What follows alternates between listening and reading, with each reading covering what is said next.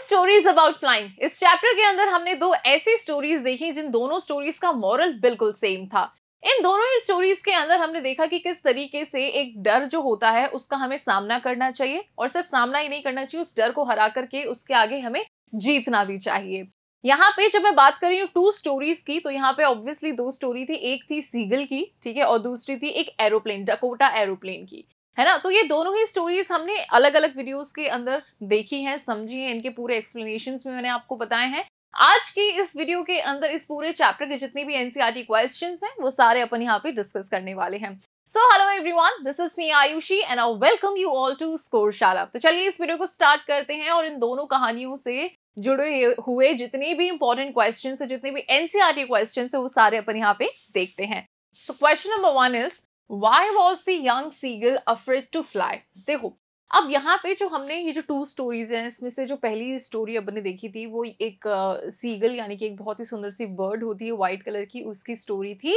और उस बर्ड की कहानी क्या थी, ये स्टोरी क्या थी? अब जैसा अपन ने इससे पहले इसका टाइटल डिस्कस किया था कि दोनों कहानी के अंदर एक डर है, जिस डर को हरा करके मतलब उस डर के आगे जीता गया है। तो यहाँ पे ये जो सीगल है, ये बहुत ही सुंदर सा सफेद कलर का जो पक्षी है, इसका सबसे बड़ा डर क्या था? इसको उड़ने से डर लगता था, ठीक है। अब आप सोच रहे होगे कि एक बर्ड है, उसका तो उसका नेचर ही फ्लाइंग होना चाहिए, तो फिर उसको उड़ने से कैसे डर लग सकता है? लेकिन बट ये जो सीगल है, इसको उड़ने से बहुत डर लगता था। ये अपने आसपास में देखता था कि इसके जितने भी भाई बहन हैं, मम्मी पापा, सब लोग बहुत अच्छे से उड़ पा रहे हैं, राइट, और उड़ते उड़ते पानी में से मछली पकड़ रहे हैं, बहुत अच्छे से फ्लाई कर रहे हैं। लेकिन ये जब इन लोगों को देखता था तो इसको ऐसा लगता था कि यार मैं कभी नहीं उड़ पाऊंगा। क्योंकि जब ये उड़ने के लिए कोशिश करता था तो ऐसे लगता था कि ये खाई में गिर जाएगा, इसे बहुत ज्यादा डर लगता था उड़ने से। बट इवेंचुअली इसकी पेरेंट्स ने डिसाइड किया कि भाई ये कैसे भी करके ये जो यंग सीगल है इसको उड़ना ही पड़ेगा। तो इनकी मम्मी ने बहुत ही कोशिश करी, जिसकी वजह से फिर फाइनली जो ये सीगल है वो उड़ा भी और बहुत खुश भी हुआ था, ठीक है ना। तो ये सारी चीजें हैं, ये अपन क्वेश्चंस के बीच बीच में अपन डिस्कस करते रहेंगे। तो जो यंग सीगल है उसको किस चीज से डर लगता था, मतलब फ्लाई करने से उसको डर लगता था। लेकिन why was the young seagull afraid to fly? लेकिन वो फ्लाई करने से क्यों डरता था? Do you think all young birds are afraid to make their first flight? और क्या आपको लगता है जितने भी ये छोटे यंग बर्ड्स होते हैं उन सबको पहली उड़ान उड़ने से डर लगता होगा? क्या आपको ऐसा लगता है? और are some birds more timid than others? या फिर कुछ ऐसे पक्षी होते हैं जो बाकियों से थोड़े से टिमिड होते हैं। टिमिड मतलब क्या होता है? डरे हुए से, सहमे हुए से। Do you think a human body also finds it's a challenge to take its first step? अब अगर अपन ह्यूमंस के बारे में बात करें तो जो एक छोटा सा बच्चा जब पैदा होता है, कुछ महीनों बाद में वो क्रॉल करता है, फिर कुछ टाइम बाद में वो धीरे धीरे अपनी बेबी स्टेप्स लेना स्टार्ट करता है, ठीक है। तो वो बेबी स्टेप्स क्योंकि उसने नए नए कदम रखने शुरू किए होते, तो वो भी बहुत लड़खड़ाता है, उसको भी डर लगता है। तो यही चीज पूछी कि क्या ह्यूमंस के साथ में भी ऐसा होता है? तो let's just answer this. So the young seagull was afraid to fly because it was his first flight. अब young seagull जो था वो उड़ने से क्यों डर रहा था? क्योंकि वो उसकी पहली उड़ान थी। It was his first flight and he feared of falling and hurting himself. और वो गिरने से डर रहा था और उसको ऐसा लगता था कि अगर वो उड़ा तो वो नीचे गिर जाएगा और वो उसको खुद को चोट लग जाएगी। He thought that his wings would not support him while flying. और उसको लगता था कि जो उसके पंख हैं वो जब वो उड़ेगा तो उसके पंख उसको बिल्कुल भी सपोर्ट नहीं कर पाएंगे और वो नीचे गिर जाएगा। Sorry. So yes, it is natural that doing something for the first time is a bit challenging and fearful. तो ये बहुत नेचुरल है। हम जीवन में कोई भी चीज जब पहली बार करते हैं तो उसके अंदर हमें थोड़ा सा डर लगता है, हम थोड़े से सहमे हुए से होते हैं। हमें करने से पहले हमें रिजल्ट की टेंशन होती है कि पता नहीं कैसा होगा कैसा नहीं होगा। चाहे चले हम साइकिल चलाना जब स्टार्ट करते हैं, जब हम पहली बार साइकिल पे बैठते हैं तो हमें कितना डर लगता है कि अगर हम नीचे गिर गए तो, हमारे चोट लग गई तो, सामने से कोई गाड़ी आ गई तो। बट धीरे धीरे जब हम साइकिल चलाने लगते हैं तो उसके बाद में जब हम उसमें बिल्कुल एक्सपर्ट हो जाते हैं तो हम बिल्कुल इन चीजों के बारे में नहीं सोचते, राइट। तो कोई भी चीज जब हम जीवन में पहली बार करते हैं तो हम थोड़े से डरे हुए डेफिनेटली होते हैं। All birds must be afraid to make their first flight. जितने भी बर्ड्स होते हैं वो जब अपनी पहली उड़ान उड़ते, मतलब पहली उड़ान के लिए उड़ते हैं, तो उनको डेफिनेटली डर लगता है। Similarly a human baby is also afraid to taking the first steps and finds its challenging when he learns to crawl और स्टैंड अप विदाउट सपोर्ट। तो जब ह्यूमन बेबी होते हैं, जब छोटे छोटे जो बेबीज होते हैं, वो जब क्रॉल करके पहली बार जब चलने की शुरुआत करते हैं, जब वो खड़े होते हैं, तो उनको भी बहुत ज्यादा डर लगता है। Okay, question number 2 says the sight of the food maddened him. What does this suggest? What compelled the young seagull to fly.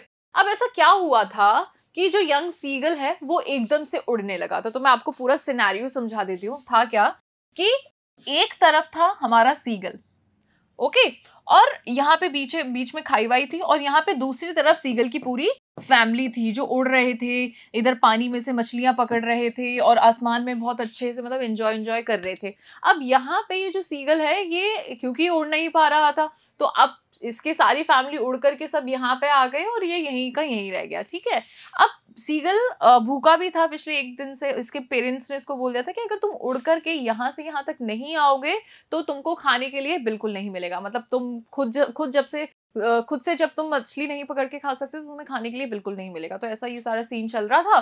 तो फिर इसने सीगल ने सोचा कि यार मैं क्या करूं। तो ये क्या हुआ, ये मतलब एक्टिंग कर रहा था, और एक्टिंग करते करते ये इधर कोने पे आ गया, और कोने पे ऐसे एक पैर पे खड़े होकर ऐसे सोने की एक्टिंग कर रहा है और देख रहा है अपने सभी लोगों को। तो देखता है कि इसके जो भाई बहन है वो तो बढ़िया से नैप ले रहे हैं। मम्मी पापा, अपनी मम्मी जो है वो मछली लेके आई थी, उसकी मदर जो है सीगल की मदर, वो मछली को टीयर कर रही है ना, फिश को टीयर कर रही है। पापा भी इसके कुछ ना कुछ कर रहे हैं। तो ये देख करके मतलब इसको ऐसे भूख, अभी कोई एक दिन से नहीं खाया हुआ इसने खाना, तो ये भूखा तो वैसे ही था, तो ये खाना देख के ना बिल्कुल पागल हो गया। ठीक है, तो आपसे क्वेश्चन में क्या पूछा, the site of the food मैडेंड him. जो इसने खाना देखा तो ये बिल्कुल पागल हो गया, क्योंकि इसका ये बहुत फेवरेट काम था इसे मछली को टीयर करना। और जब इसकी मम्मी इधर सामने बैठ के मछली को टीयर कर रही है और अपनी जो बीक है, अपनी जो चोंच है उसको शार्प कर रही है, तो ये सब देख करके इसको बड़ा मतलब ये पागल होते जा रहा है, क्योंकि ये भूख में बिल्कुल बेहाल हो रखा था। ठीक है, so the young seagull was very hungry. अब क्योंकि इसने एक दिन से कुछ नहीं खाया था, तो जो ये सीगल है ये बहुत ज्यादा भूखा था। It was his hunger that ultimately compelled it to fly. और इस भूख की वजह से ही जो ये सीगल है वो उड़ पाया। हुआ क्या था कि अब ये भूखा तो था और ये बिल्कुल खाने के चक्कर में बिल्कुल एज पे आ पहुंचा था, और इसकी जो मम्मी थी वो वहां से फिश लेके आई उड़ते हुए और इसके सामने ऐसे ला करके रुकी, और फिर ये वापस से मुड़ के चली गई। और जैसे ही ये उस फिश को, जब इसकी मदर यहाँ पे थी, जैसे ही उस फिश को मतलब उनके चोंच से खींचने वाला रहते में इसकी जो मदर सीगल थी वो चली गई, और ये एकदम से नीचे गिर गया। और जैसे ही खाई से नीचे गिरा तो एकदम से इसको लगा कि बस मैं तो मर गया। फिर एकदम से अपने आप इसके जो पंख थे वो फड़फड़ाने लगे और ये उड़ने लग गया। तो ऐसी क्या चीज हुई थी जिसकी वजह से ये उड़ने लगा, तो ये उस भूख की वजह से ही started flying. Its hunger intensified when he saw its mother tearing at a pieces of fish that lay at her feet. तो जब इसने देखा कि इसकी मम्मी किस तरीके से वो फिश को टेयर कर रही हैं, है ना, तो उसकी भूख और ज्यादा बढ़ गई। He cried to her, begging her to get some food. और ये देख करके वो अपनी मम्मी के लिए बहुत ज्यादा जोर से रोने लगा और बोलने लगा कि मुझे बहुत तेज भूख लग रही है, आप प्लीज मुझे खाना दे दीजिए। ये इट्स नहीं है, हिज होगा ये, ठीक है। When his mother came towards to him with the food in her beak, it screamed with joy and anticipation. तो जैसे ही यहाँ पे जैसे हमारा सीगल है, ओके, यहाँ से इधर इनकी मदर जो है वो उड़ के आई हैं, तो ये इतना खुशी से पागल हो गया, चिल्लाने लगा, चीखने लगा। जैसे ही मम्मी इधर सामने है, ये झपट्टा मारा है इसने फिश के ऊपर, और मम्मी वैसे ही उड़ के चली गई और ये नीचे गिर गया। However, she stopped midway. It wondered why she did not come near. एकदम से क्या हुआ था कि बीच में उनकी जो मदर थी वो रुक गई थी, और ये सोचने लगा कि मम्मी और पास क्यों नहीं आ रही हैं। Not being able to resist or control hunger any longer, it dived at the food in its mother's beak. तो जब बीच में इनकी मदर रुक गई, तो पूरा इसके पास तक नहीं पहुंची थी, बीच में रुक गई थी, तो इसको लगा कि मम्मी पास में क्यों नहीं आ रही। तो एकदम से इसने डाइव मारी, है ना, उसका जो बीक में जो चोंच में जो फिश थी उसको झपट्टा मारने के लिए। एट दैट मोमेंट, उसी मोमेंट पे क्या हुआ, his hunger over powered his fair. उसी मोमेंट पे ये जो भूख थी, इस भूख ने उस डर को हरा दिया। Okay, overpowered his fear of the great expanse of sea beneath the cliff. Finally, this plunge was followed by the natural reaction of his body, that is to fly. और ऐसे करने से हुआ क्या, वो जैसे नीचे गिरा, मतलब वो जो खाई में था वो गिरने लगा, और एकदम से अपने आप उसके पंख खुल गए और वो उड़ना स्टार्ट हो गया था। Question number 3 says they were beckoning to him, calling shrilly. Why did the seagull's father and mother threaten him to cajole him to fly? अब देखो क्या था कि क्योंकि सीगल उड़ नहीं सकता था, तो सीगल के जो मम्मी पापा थे वो मतलब उसको चिल्ला चिल्ला के गुस्से में उसको बोल रहे थे कि तुम्हें उड़ना पड़ेगा, तुमको उड़ना सीखना होगा, क्योंकि भाई तुम एक पक्षी हो, तुम एक बर्ड हो, ये तुम्हारा नेचर है कि तुम्हें उड़ना होता है, तो तुम्हें उड़ना पड़ेगा, तुम्हें उड़ना सीखना चाहिए। तो ऐसे उसके ऊपर चिल्ला रहे। तो ऐसा क्यों कर रहे थे, let's see. So Seagull's parents had tried everything, but he was reluctant to fly due to fear of falling down. अब सीगल के पेरेंट्स ने सब चीजें ट्राई कर ली थी कि वो फ्लाई करे, उसको प्यार से समझा दिया, गुस्से में समझा दिया, तो सब चीजें समझा दिया, लेकिन सीगल बिल्कुल भी डरने मतलब उड़ने के काबिल नहीं था। क्यों? क्योंकि उसके मन में डर था। उसको क्या डर था कि वो उड़ेगा तो शायद वो जमीन पे गिर जाएगा। He looked at his brothers and sisters but wouldn't make any efforts. वो अपने भाई बहनों को भी देखता था, जो सीगल है वो अपने भाई बहनों को भी देखता था, लेकिन फिर भी किसी भी तरीके की कोई भी एफर्ट्स नहीं डालता था उड़ने के लिए। That's why the whole family had left him alone and threatened and cajoled him to come, but every effort went in vain. तो क्या हुआ था कि इनके मम्मी पापा ने, मतलब सीगल के जो मम्मी पापा हैं, वो उसको छोड़ करके, जहाँ पे वो ऑलरेडी रहते थे उस जगह छोड़ करके उड़ के दूसरी जगह चले गए, और उसको डांट के गए कि अगर तुमको खाना चाहिए तो तुम्हें उड़ना पड़ेगा, और उड़ के तुम्हें खुद को यहाँ से उधर आना पड़ेगा, हम हमेशा तुम्हारे साथ नहीं रह सकते हैं, ठीक है। Question number 4 says, have you ever had a similar experience where your parents encouraged you to do something that you were too scared to try? Discuss this in the pairs or groups. तो क्या आपके साथ में कभी ऐसा हुआ है कि आपको किसी चीज से डर लगता हो और आपके पेरेंट्स आपको एनकरेज करें कि नहीं नहीं तुम कर लोगे, तुम कर लोगे, करो तुम ये चीज, ऐसा कभी हुआ? वेल, अगर मैं मेरा एक्सपीरियंस शेयर करूं तो मेरे साथ में जब मैंने बचपन में साइकिल चलाना सीखा तो मुझे बड़ा ही डर लगता था। मतलब मुझे लोगों को साइकिल चलाते हुए देख के बड़ी खुशी होती थी कि हाँ वाह, मैं भी चलाऊंगी, मैं भी चलाऊंगी। लेकिन जैसे ही मेरे पास में वो साइकिल आई और जैसे ही मैं साइकिल चलाना शुरू हुई तो मेरे दिमाग में हमेशा इतना डर रहता था कि शायद मैं गिर गई तो व्हाट इफ, अगर मैं गिर गई तो मैं हमेशा अपने जो मेरी बड़ी बहन है उसको मैं ऐसे पीछे बोलती थी कि तुम प्लीज साइकिल पकड़ के रखना ताकि मैं गिरूं ना, ठीक है। और मैं बार बार आगे देखने की बजाय मैं पीछे मुड़ मुड़ के देखती कि कहीं उसने साइकिल छोड़ तो नहीं दी, कहीं साइकिल जो है वो छूट गई हो तो और मैं आगे जाके भिड़ जाऊं, कहीं गिर जाऊं, मेरे चोट लग जाए, तो वो डर मेरे मन में बहुत था। लेकिन इवेंचुअली धीरे धीरे एक दिन ऐसा भी था कि मैं पीछे देखने के बजाय मैं सामने देख रही थी। मेरी बहन जो थी उन्होंने पीछे से साइकिल छोड़ दी थी और मैं वो साइकिल खुद चला रही थी, ठीक है।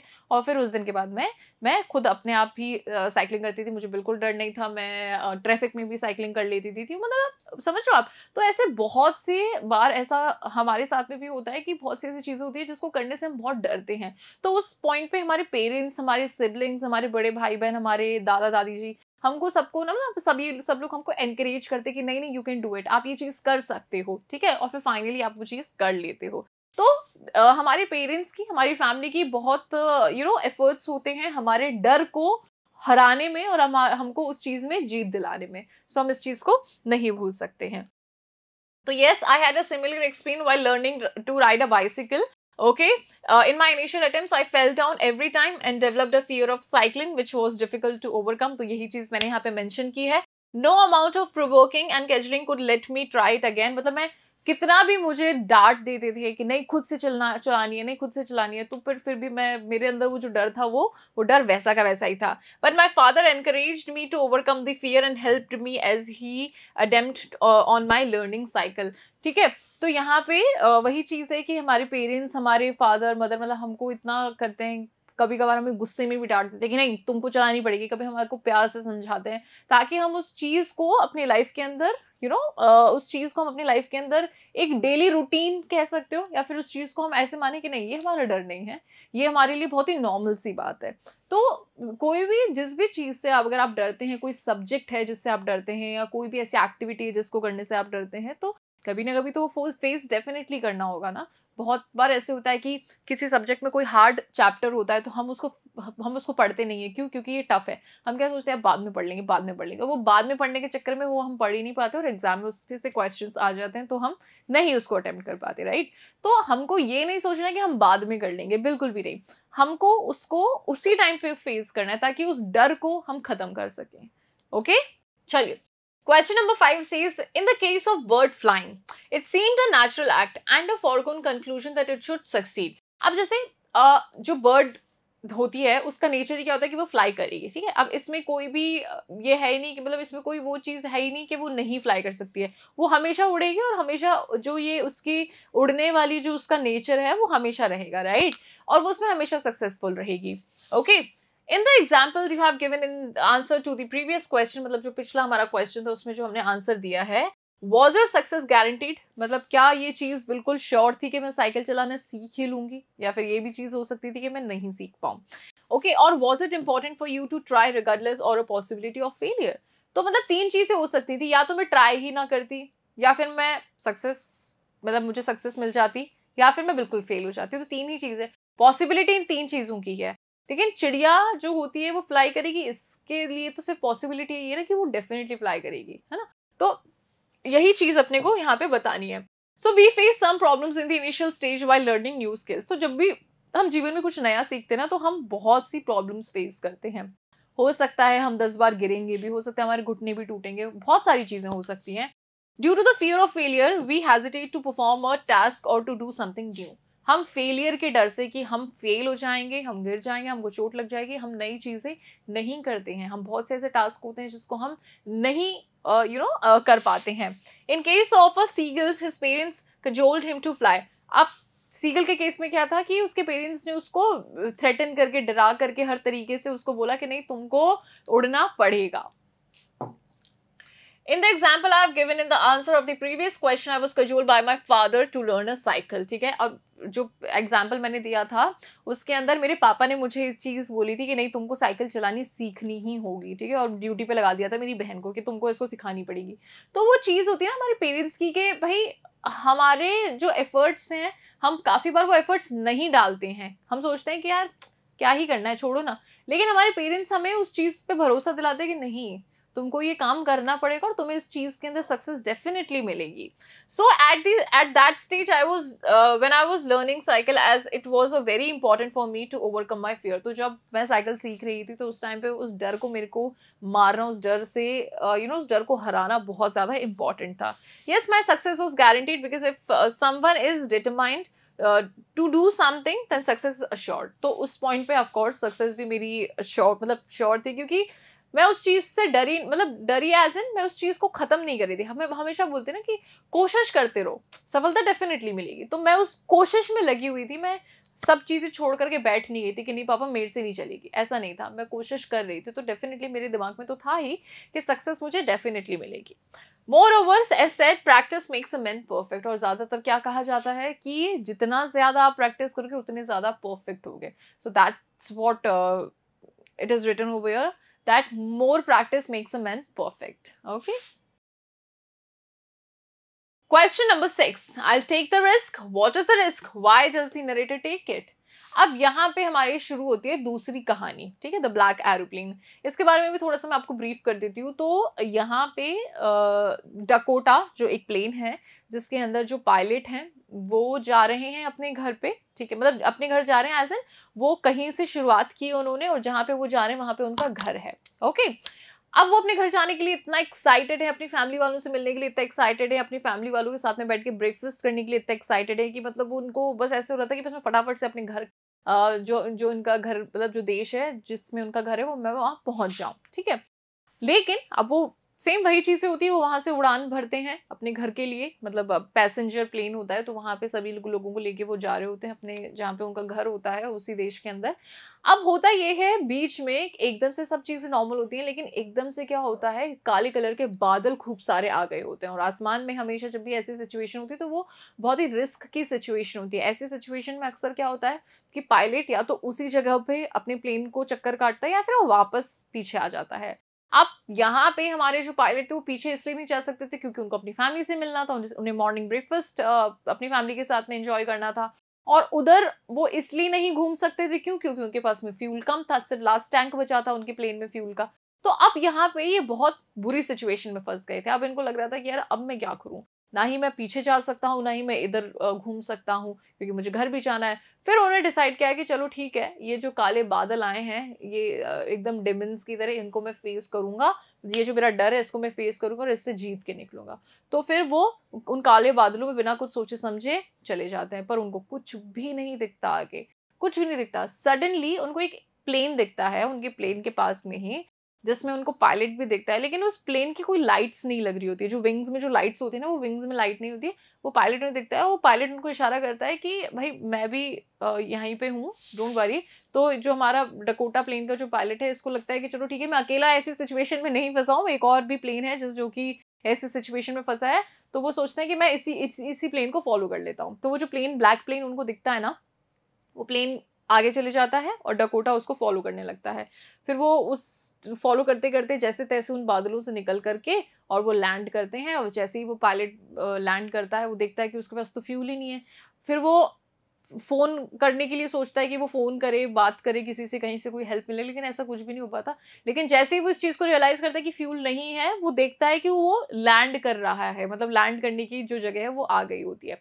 ठीक है? फिर वो उस अपने प्लेन से बाहर निकल के सोचता है कि मैं जो वो इतने महान जो पायलट थे जिनकी मदद से वो आज सेफली लैंड कर पाया है, इतने सारे पैसेंजर्स की जान बची है, तो वो सोचता है कि मैं उनसे मिलूँ जा कर के। वो भाग के जाता है, लेकिन जहाँ पे वो जाके पूछता है कि भई जो मेरे साथ के जो प्लेन था उसके पायलट कहाँ हैं? मतलब वो जो थे, मैं उनसे मिलना चाहता हूँ, उनकी वज़ह से आज मेरी जान बची है, आज मैं अपने घर आ पाया हूँ वापस।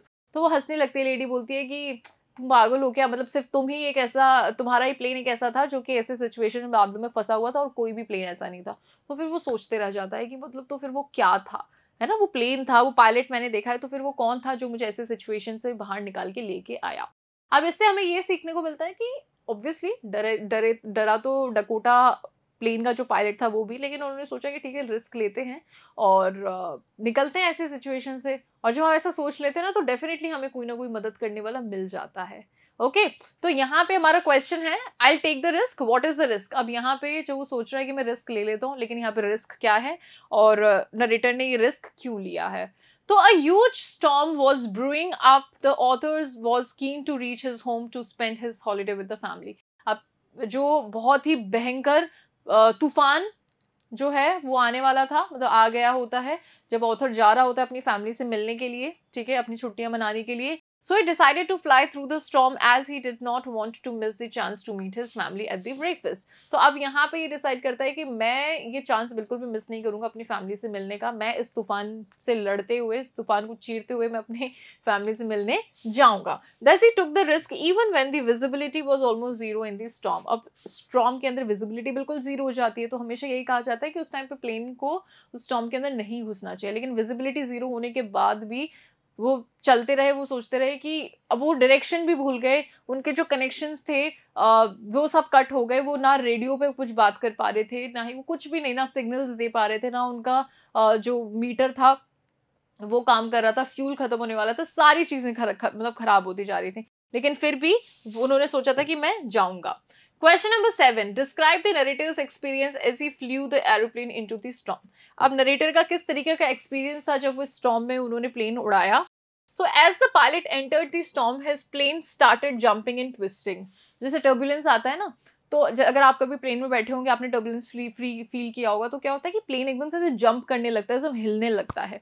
तो जैसे ही ये स्टॉर्म में गए, वैसे ही जो प्लेन था वो जंप करने लगा और ट्विस्ट करने लगा। He could not see anything outside the plane as it was black. वो उसको प्लेन के बाहर कुछ भी नहीं दिख रहा था, सिर्फ काला काला अंधेरा ही दिख रहा था। When he looked at the compass and other instruments, they had stopped to function due to storm. जब उसने अपना कंपास देखा, दूसरे रेडियो वगैरह का, मतलब फोन वो जब चेक किया, तो कुछ भी काम नहीं कर रहा था, सब डेड हो चुका था। It was a terrible and fearsome experience for him. अब ये बहुत ही डराने वाला एक्सपीरियंस था उनके साथ में। Then he saw another black aeroplane by his side and the pilot of the plane signalled him to follow. फिर एकदम से वो अपने साइड में एक ब्लैक कलर का एरोप्लेन देखते हैं और उस एरोप्लेन का जो पायलट है वो उनको सिग्नल कर रहा है और वो बोल रहा है कि भाई तुम मेरे पीछे पीछे आ जाओ। It was a surprise for the narrator as the other black plane was having no light on its wing. अब ये डकोटा प्लेन के जो हैं, जो हमारे मेन प्रोटोगनिस्ट हैं, उनके लिए ये बहुत ही ज़्यादा सरप्राइजिंग था, क्योंकि जो ब्लैक एरोप्लेन था उसकी विंग्स में कोई भी लाइट नहीं थी। He followed him without any choice and landed safely on the runway. अब डकोटा ने उस ब्लैक एरोप्लेन को फॉलो किया और रनवे तक सेफली लैंड कर दिया। Why does the narrator say I landed and was not sorry to walk away from the old Dakota? तो अब ये ऐसा क्यों कहते हैं कि मैं सेफली लैंड कर लिया और अच्छा हुआ कि मैं वापस पीछे मुड़ के नहीं गया और मैं इसके डकोटा के साथ में आ गया, वैसा इन्होंने क्यों कहा? Let's see.